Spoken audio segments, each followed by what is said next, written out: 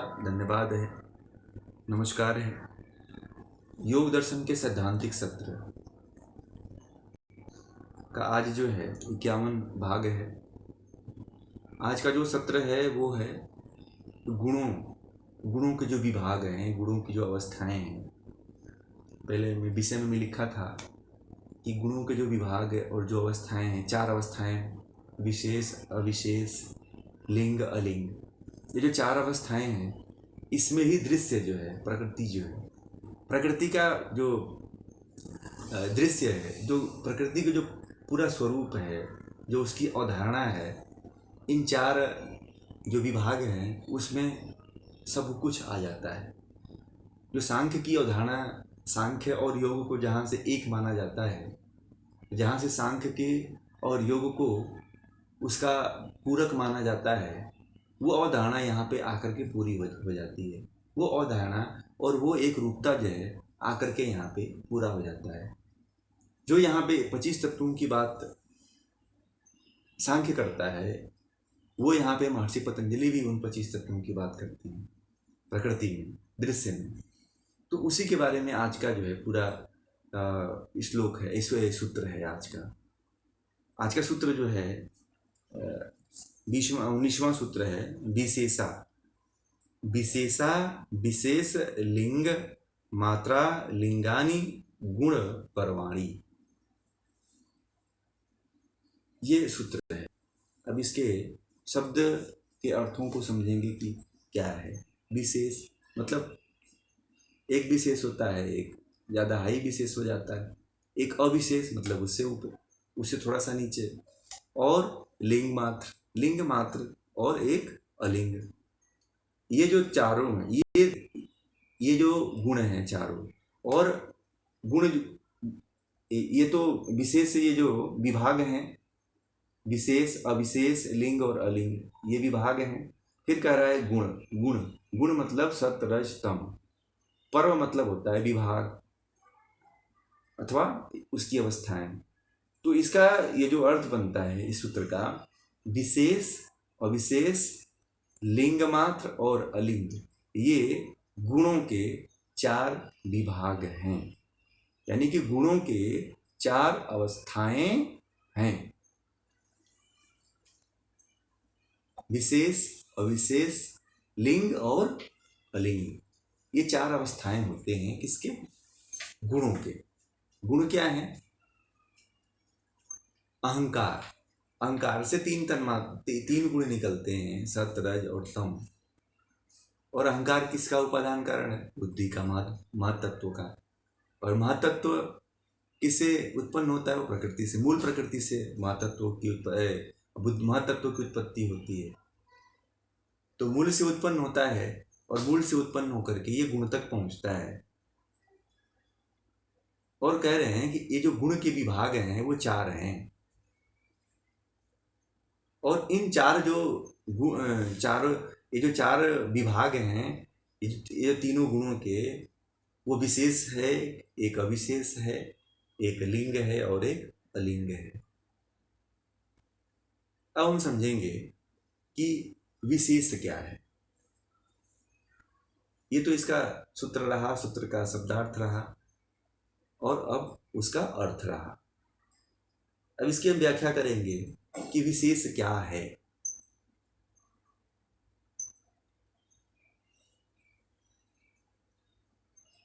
एक minute, phone आ रहे हैं, मैं थोड़ा सा इसको,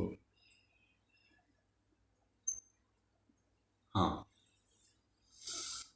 तो विशेष की बात कर रहे थे, विशेष क्या है। तो विशेष में, विशेष क्यों है, विशेष किसको कहा गया है, विशेष शब्द किस लिए, किसका सूचक है इस विभाग में, उसके बारे में पहले हम जानेंगे। विशेष मतलब 5 स्थूल भूत, पहले बताया था आपको। 5 स्थूल भूत में क्या क्या आ जाता है? आकाश, अग्नि, जल, वायु और पृथ्वी। ये 5 स्थूलभूत तत्व हैं। 5 स्थूलभूत तत्व जो पंच महाभूत जो कहे जाते हैं। और 5 जो है ज्ञान इंद्रियां, 5 ज्ञान इंद्रियां कौन कौन सी हैं?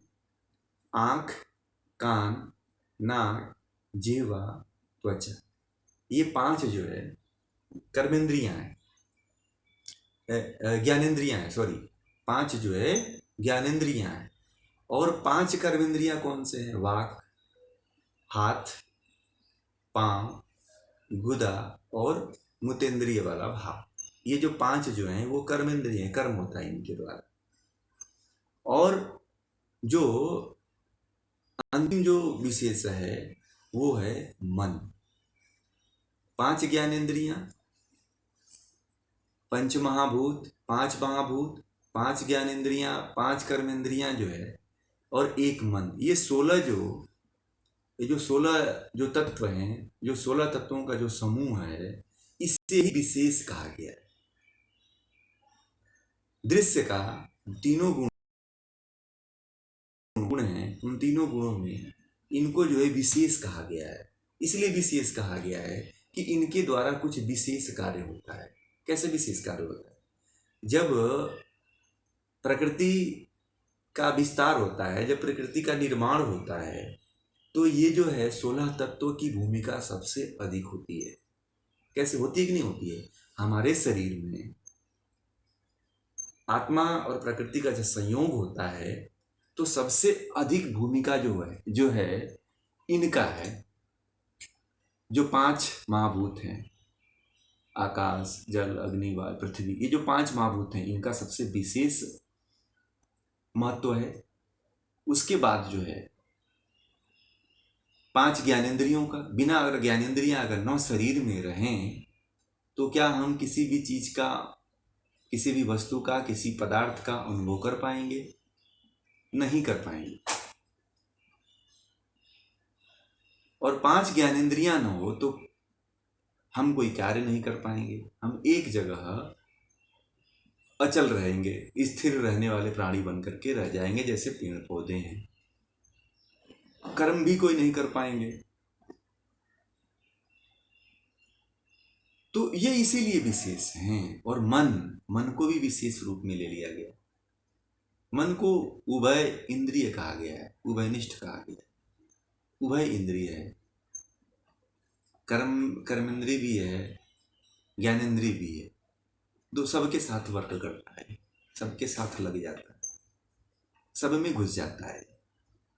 तो इसीलिए जो है ये जो 16 जो तत्व हैं, जो विशेष रूप से हमारे लिए एक विशेष प्रयोजन का काम करते हैं। ये भोग अपवर्ग के लिए काम करते हैं हमारे साथ। प्रकृति जो है, हमें जो प्रकृति का जो प्रयोजन बताया गया है, वो जो है भोग और अपवर्ग के लिए है। प्रकृति का विशेष प्रयोजन भोग और अपवर्ग के लिए ही है। और जो प्रकृति को विशेष प्रयोजन के लिए ये जो 16 विशेष तत्व हैं, उनकी भूमिका अहम होती है, इसीलिए इनको विशेष कहा जाता है। ये न रहें तो 5 तन्मात्राओं से और अहंकार से हम सृष्टि की उत्पत्ति नहीं कर सकते, इस शरीर की कल्पना नहीं कर सकते। तो इसीलिए जो है ये जो 16 तत्व हैं वो विशेष होते हैं। उनको महर्षि पतंजलि ने विशेष कहा है। इन 16 तत्वों को विशेष कहा है। और फिर अब आता है दूसरा जो तत्व है वो अविशेष है। अविशेष में उन्होंने 5 तन्मात्राएं, 5 तन्मात्राएं कौन कौन सी हैं? शब्द है, स्पर्श है, रूप है, रस है और गंध है। ये 5 तन्मात्राएं हो गई। इन 5 तन्मात्राओं से ही पंच महाभूत का निर्माण होता है। ये पंच तन्मात्राएं कुछ विशेष प्रयोजन इनका नहीं रह पाता है, क्योंकि इसका जो विशेष प्रयोजन अगर देखा जाए तो स्थूल भूत का ही है। पंच महाभूत जो हैं, इन पंच महाभूतों का विशेष प्रयोजन है। हम जीवन में इसके द्वारा ही कोई कार्य कर पाते हैं, इनके द्वारा ही हम कुछ अनुभूति कर पाते हैं, कुछ जान पाते हैं, कुछ विशेष कार्य कर पाते हैं। इन 5 तन्मात्राओं का कोई विशेष प्रयोजन नहीं रहता है। शब्द का विशेष प्रयोजन हमारे जीवन में नहीं रहता है, प्रकृति के साथ, प्रकृति का स्पर्श का नहीं रहता है, रूप का नहीं रहता है, रस का नहीं रहता है, गंध का नहीं रहता है, इसलिए इसको अविशेष कहा है। ये विशेष की श्रेणी में इसको नहीं रखा है। फिर जो है अगला जो एक और तत्व लिया है उन्होंने, अहंकार। ये 5 तन्मात्राएं और एक अहंकार मिल करके अविशेष समूह बनता है। अविशेष, इन 6 तत्वों को जो है अविशेष कहा गया है। अहंकार का भी कोई विशेष प्रयोजन नहीं देखने को मिलता है। विशेष प्रयोजन विशेष परिस्थितियों में ही कभी कभी देखने को मिलती है, तो इसलिए इसको अविशेष की श्रेणी में रखा हुआ है, तन्मात्राओं को और अहंकार को। और दूसरा जो है, अब आता है जो तीसरा जो तत्व आता है, लिंग। लिंग मात्र। अब लिंग को जो है, लिंग को महत तत्व को, लिंग को महत तत्व कहा गया है। महत तत्व मतलब बुद्धि। बुद्धि को उन्होंने लिंग कहा है। महर्षि पतंजलि की भाषा में जो है बुद्धि को, महत तत्व को जो है लिंग कहा जाता है। उसमें एक ही तत्व को रखा है, लिंग को। और जो चौथा तत्व है, जो चौथा प्रकार है, जो चौथा विभाग है, पर्व जो है, जो चौथा पर्व है वो अलिंग है। अलिंग मतलब जिसका कोई लिंग न हो, वो मूल प्रकृति है। मूल प्रकृति यानी कि सत्व, रज और तम। सतरज तम से तो सब निर्माण हो रहा है ना।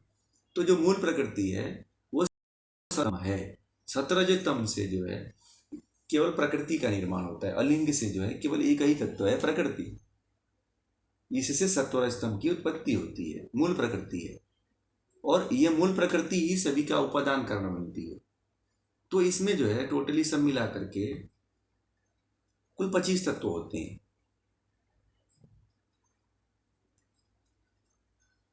26वां जो तत्व योग दर्शन मानता है वो ईश्वर को मानता है।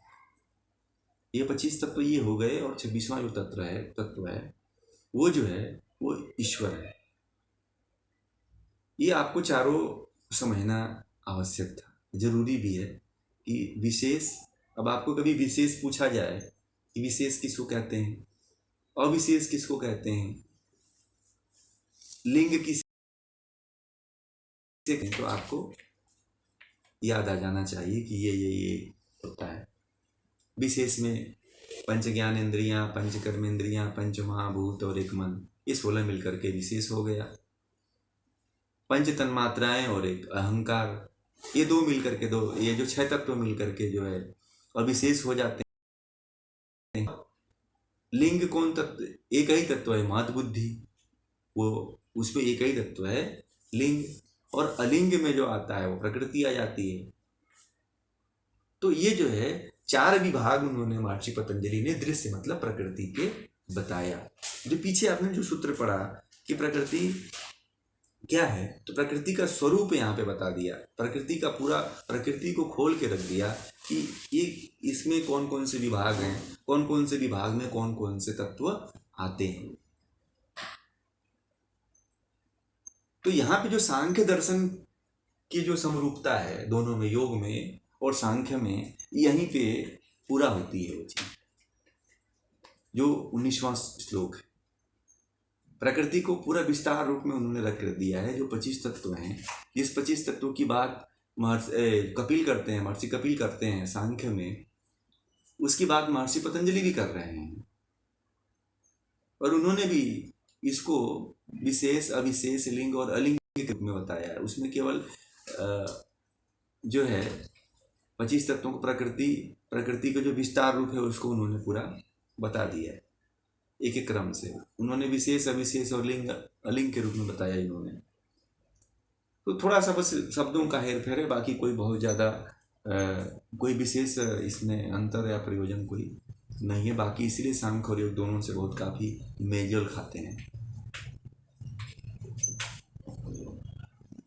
एक चीज़ और बता दें आपको कि जो आकाश, अब आप पंच महाभूत के बारे में थोड़ा सा आपको समझा दें। ये बहुत कन्फ्यूजन लोगों को होता है तन्मात्राओं में, इनमें जो है, तो इसके बारे में थोड़ा सा आपको ये बात समझा देना चाहता हूँ कि जो आकाश तत्व होता है उसमें एक ही लक्षण दिखाई देता है। वो कौन सा लक्षण होता है? शब्द का। उसमें एक ही धर्म होता है, शब्द होता है। आकाश तत्व जो होता है, आकाश तत्व में एक ही धर्म है, वो शब्द है। शब्द सुनाई देता है आकाश में। जहाँ पे खाली स्थान होता है, जहाँ पे स्पेस होता है, जहाँ व्यापकता रहती है, जो खाली स्थान है, जो व्यापक रूप से विद्यमान है, वहाँ शब्द ही सुनाई देता है।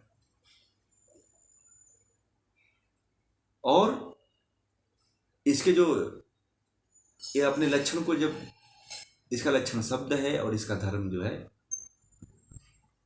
आकाश का जो धर्म है वो क्या है? शब्द है। इसको लक्षण भी कह लीजिए। फिर जो स्पर्श है, स्पर्श जो तन्मात्रा के बारे में कही जाती है कि स्पर्श तन्मात्रा के बारे में पूछते हैं लोग, इसमें क्यों स्पर्श तन्मात्रा किसको कहते हैं? तो स्पर्श तन्मात्रा में दो लक्षण आ जाते हैं। वो कौन कौन से लक्षण आते हैं? एक तो शब्द आ जाता है और दूसरा स्पर्श आ जाता है। ये दो लक्षण वाला है। शब्द आकाश ही केवल एक लक्षण वाला है। उसके बाद जो है स्पर्श है, वो दो लक्षण वाला, यानी कि जो वायु तत्व है उसमें दो लक्षण विद्यमान रहते हैं। उसमें शब्द भी रहता है और उसमें स्पर्श भी रहता है, दोनों तत्व रहते हैं। उसके बाद जो है रूप आता है। रूप मतलब अग्नि। रूप तन्मात्रा से ही अग्नि तत्व बना हुआ है।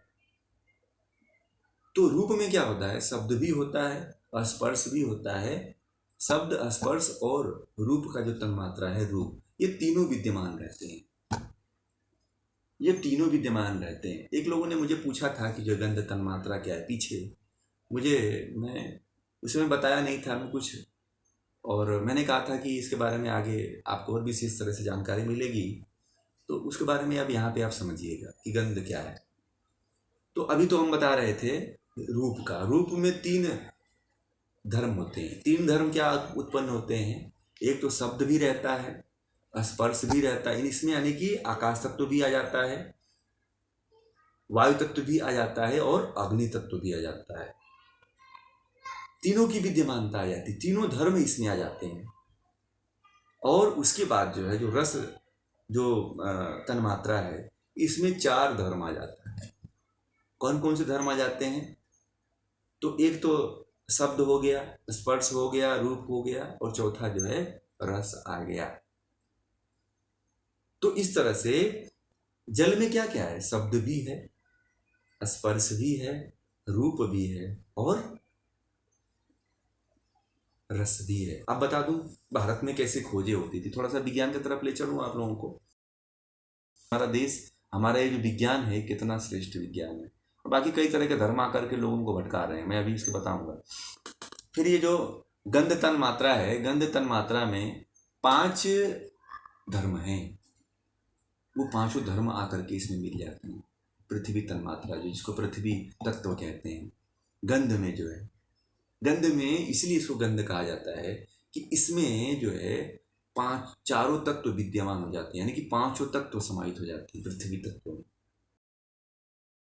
तन्मात्रा में पांचों तत्व आ जाते हैं। कौन कौन से? शब्द आ जाता है, स्पर्श आ जाता है, रूप आ जाता है, रस आ जाता है और गंध भी। पांच तत्वों से जब पूर्ण होता है, जिसमें पांचों धर्म आ जाता है, तब जाकर के वो पृथ्वी बनती है, पृथ्वी का निर्माण होता है। थोड़ा सा मैं विज्ञान के बारे में एक बात कह रहा था कि जो आज विज्ञान तरह तरह की जो खोजें लेकर के आ रहा है, वो हमारे ऋषि मुनियों ने बहुत पहले खोज कर दिया था, बहुत पहले बात कह दी थी।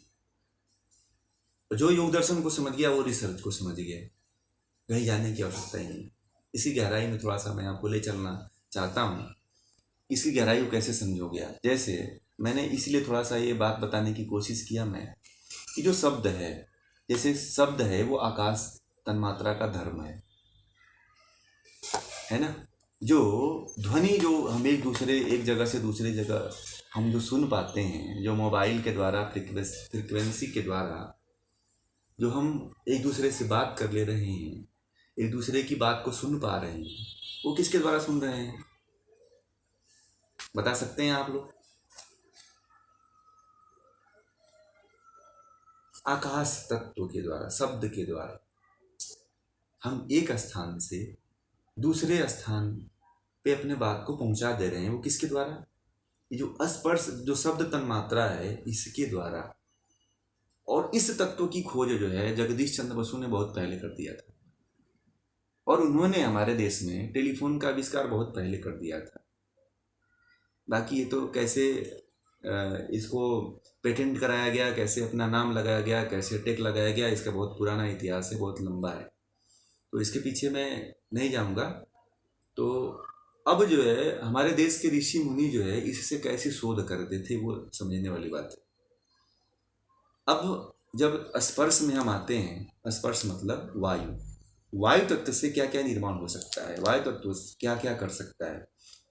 तो वायु में क्या होता है, तो शब्द भी होता है और स्पर्श भी होता है। शब्द यानी कि उसकी फ्रीक्वेंसी बहुत तेज होती है, और वह स्पर्श भी करता हुआ जाता है, टच करता हुआ जाता है किसी को। तो कुछ ऐसा भी इससे ऐसा निर्माण विज्ञान में हुए हैं, इस तन्मात्र इस अवधारणा के द्वारा, इस विचार के द्वारा, इसको क्या कहा जाता है, सिद्धांत के द्वारा, कि आप और हम इसको समझ ही नहीं पाते। योग दर्शन के जो गहराइयाँ हैं वहाँ तक पहुँच ही नहीं पाते हैं, और जो विदेशी हैं, जो अन्य लोग हैं, इसको पढ़ करके, इसको समझ करके वो अपनी धारणा लगा देते हैं, और हम कहते हैं कि तो नया खोज किया, नया रिसर्च कर दिया हमारे सामने। ये लोग कितना टैलेंट इनके अंदर भरा हुआ है, ठीक है। उस टैलेंट को, वो टैलेंट क्या है इसमें है, योग दर्शन में सारा सब कुछ है। ये जो पंचतन मात्र, ये जो विशेष अविशेष जो गुणों के जो 4 पर्व है ना, इन 4 पर्वों में पूरा साइंस विज्ञान आ जाता है, पूरा विज्ञान है। इस पर अगर बात किया जाए तो मैं बता रहा हूँ, इस पर कई दिन बात किया जा सकता है, बहुत समय लग सकता है, पूरा विज्ञान आ सकता है इसमें। और इन 5 तत्वों पे पूरा विज्ञान इस पर टिका हुआ है। अब मैं ऊपर की बात नहीं कर रहा, अभी केवल इसकी बात कह रहा हूँ। जो ऋषि मुनियों के द्वारा, मैं जो ऋषि मुनि जो है मंत्रों के द्वारा शस्त्रों का जो है आह्वान कर देते थे, ये इस आकाश तत्व के द्वारा ही होता था।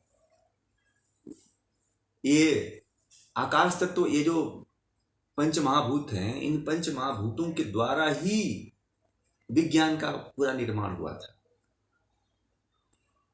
इन पंच भूतों के द्वारा ही हमारे ऋषि मुनि बहुत काफी उन्नत अवस्था में विज्ञान था, और वो विज्ञान जो ऋषि मुनियों का विज्ञान था वो विनाशकारी नहीं था,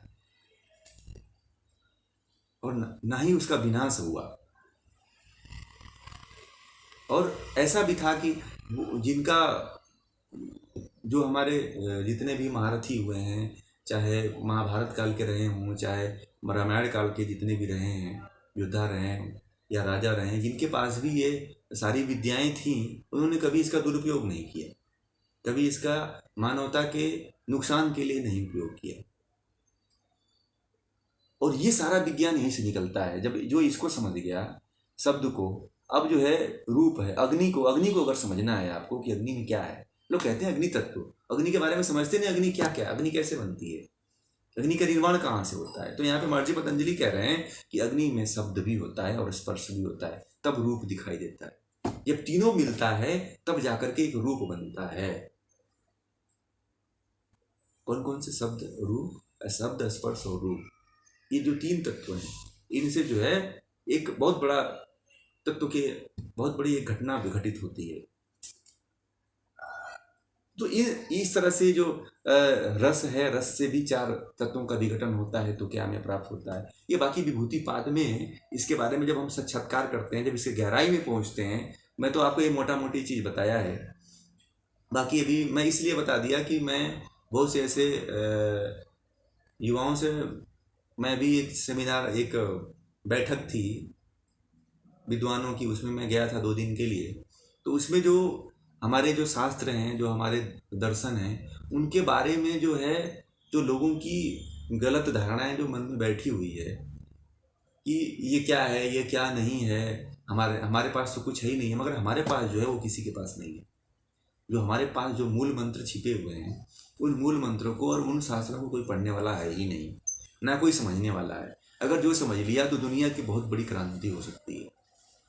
बाकी और किसी के पास इतना ज्ञान ही नहीं है, इतना कि केवल योग पढ़ ले व्यक्ति तो अपने आप को सब कुछ प्राप्त कर सकता है, क्योंकि इसमें कुछ बचा ही नहीं है। इसमें कुछ छुटा ही नहीं है। योग योग सांख्य तो केवल तत्वों की बात करता है, योग तो तत्व भी बताता है और उसका सॉल्यूशन भी देता है और मोक्ष तक भी लेके जाता है। इसलिए केवल योग अपने आप में पूर्ण है। जो योग को जान लिया, जो योग को समझ लिया, योग दर्शन को समझ लिया, तो फिर उसके लिए कुछ बचता ही नहीं है। उसको कुछ करने के लिए कुछ बचता ही नहीं है। उस व्यक्ति को अपने आप में पूर्ण हो जाता है। इन 25 तत्वों को जो जान लेता है, इन जो 25 तत्वों को जो समझ लेता है, 25 तत्वों के जो गुण धर्म को से परिचित हो जाता है, तो फिर वो आत्मा तक पहुंचने में, अपने आप को आत्मा का साक्षात्कार करने में उसे बहुत समय नहीं लगता है, क्योंकि वो इन तत्वों का साक्षात्कार कर लेता है। जब तक आप एक एक तत्व का साक्षात्कार नहीं करते हैं, जब तक एक एक तत्व का निरीक्षण नहीं करते हैं, एक एक तत्व की गहराइयों में नहीं जाते हैं आप। देखिए अभी इसमें बहुत कुछ है, ये तो ऊपर ऊपर बता दिया गया है आपको एक एक तत्वों के बारे में। अब एक तत्व के जब गहराइयों में जाएंगे आप, जैसे आकाश जो पंच महाभूत है, मैंने तो केवल पंच महाभूतों की बात किया। अभी पंच जो ज्ञानेंद्रियां हैं, जो पंच कर्मेंद्रियां हैं, और मन अपने आप में बहुत है। और जब इस पे जाएंगे, जब इसके बारे में, इसकी गहनता में जाएंगे, जब हम ध्यान करेंगे, तब इससे और भी भली भांति से हम परिचित हो सकते हैं, और भी इसका साक्षात्कार हमें हो सकता है, और भी नए ज्ञान का प्रादुर्भाव हो सकता है, और नया ज्ञान हो सकता है कि इसे निकल करके सामने आए। परंतु जो है आजकल मैं ये देख रहा हूँ कि कुछ भी नया ज्ञान निकल रहा है तो सबसे पहले क्या करता है जो ज्ञानी होता है, और दूसरे के पहले ज्ञान को, जो जहाँ से वो उठा हुआ है, उस ज्ञान को काटने लगता है। वो कहता है कि वो नहीं, वो श्रेष्ठ नहीं है, वो गलत है, इसलिए ये ज्ञान को पढ़ो, ये सही है। यानी कि तुम अपना ज्ञान लाए हो तो दूसरे को गलत दिखा देता है। अब उस स्तर तक तो पहुंचा नहीं है, मगर गलत बताने की बात सबसे पहले कर देता है। तो इसमें आप किसको विद्वान कहेंगे? उसको, उसमें विद्वता तो है नहीं। मुझे तो नहीं लगता है कि वो विद्वता है उसके अंदर, क्योंकि वो उसको जाना ही नहीं। जो अपना जाना है, जो अपने अल्प बुद्धि से जाना है, कम बुद्धि से जाना है, उसको ही वो श्रेष्ठ कह दे रहा है। तो सबसे बड़ी बात है कि इसको समझना। ये जो 25 तत्व जो जिसके बारे में अभी समझाए हैं, विशेष, अविशेष, लिंग और अलिंग, इसके बारे में समय रहे तो और चर्चा करते, मगर अभी समय की बहुत कमी है, इसके लिए बहुत समय चाहिए। और विशेष समय रहे तो इस पर और भी बड़ी चर्चा की जा सकती है, और बहुत योग दर्शन का बहुत ही इम्पोर्टेंट पार्ट है ये। जैसे अभी आज हिरण्य संहिता में आज जैसे सांभवी मुद्रा अपने आप में बहुत ही महत्वपूर्ण थी मुद्रा, उसी तरह ये जो 19वां सूत्र है, इसको जानना हर व्यक्ति के लिए बहुत ही महत्वपूर्ण है, क्योंकि हर व्यक्ति जो है इस 25 तत्वों में उलझा हुआ है और प्रकृति को ही सब कुछ मान रहा है। जब तक इस प्रकृति से ऊपर नहीं उठेगा, तब तक वह आत्मा तक और परमात्मा तक नहीं पहुंच सकता है। इनको जान करके, इनका भोग करके, भोग का मतलब जो सांसारिक लोग करते हैं, भोग कई तरह का होता है। भोग का मतलब कि ये नहीं कि आप ये जो सांसारिक, भोग का मतलब कि अपने आत्म कल्याण के लिए इसका उपयोग करके आप अपवर्ग में मोक्ष की तरफ चले जा रहे हैं, तो इसका प्रयोजन सिद्ध हुआ प्रकृति का। बाकी प्रयोजन आप अपने निजी स्वार्थ के लिए करते हो, मैं, मेरा और मेरा ही सब कुछ रहे, तो फिर आप भोग की दृष्टि में ही आओगे, भोगी के रूप में ही माने जाओगे। फिर तो मतलब कोई नहीं है, क्योंकि आपके पास ज्ञान नहीं है, तभी आप केवल भोग की तरफ जा रहे हो। प्रकृति जो कहती है कि मुझे अपवर्ग की तरफ लेके चलो, तो मैं तुम्हारे लिए लेके जाओगे तो उसमें भी मैं तुम्हारी सहायता करूंगी, क्योंकि जो भोगी होता है उसके साथ भी लगी रहती है प्रकृति। शरीर उसका भी साथ देती है, मन उसका भी साथ देता है, इंद्रियां उसका भी साथ देती हैं, हाथ पैर उसके भी, कर्मेंद्रियां उसके भी साथ देते हैं। और वही प्रकृति जो है, अगर ईश्वर को प्राप्त करने के लिए उद्यत होती है, तो प्रकृति उसके तरफ लग जाती है और उसका सहायता करने लग जाती है। चुनाव तो हम और आपको करना है कि हम किस चीज़ का चुनाव करें कि उसके तरफ हम आगे बढ़ें। नहीं तो फिर ऐसे ही चलता रहेगा, जन्म लेते रहेंगे, जन्म लेके मरते रहेंगे, ऐसे दुख सहते रहेंगे। हर व्यक्ति दुख से छूटना चाहता है, दुख के छूटने के उपायों को पालन करना हर व्यक्ति कठिन समझता है और करना नहीं चाहता है कोई। और शायद मुझे लगता है कि इसलिए नहीं करना चाहता, दोष उसका भी नहीं है, वो इसलिए नहीं करना चाहता है कि उसे यथार्थ ज्ञान नहीं है। कि किसको हमें हटाना है, किसको नहीं हटाना है। वो जिस धरातल में जी रहा है वो उसका दोष नहीं है।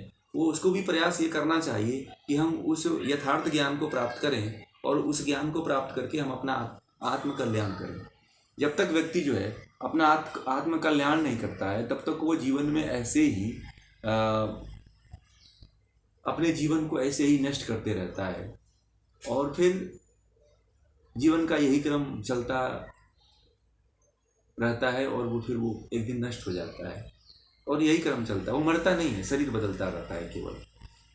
प्रकृति जो है, शरीर एक दूसरे शरीर को छोड़ करके दूसरे शरीर में जाती रहती है बस। वो तो भोग, चाहे ये मनुष्य का शरीर छूट जाए तो फिर आप पशु योनि में जाओगे या जीव जंतु की योनि में जाओगे या पेड़ पौधों की जलचर स्थल में जाओगे। किस में जाओगे?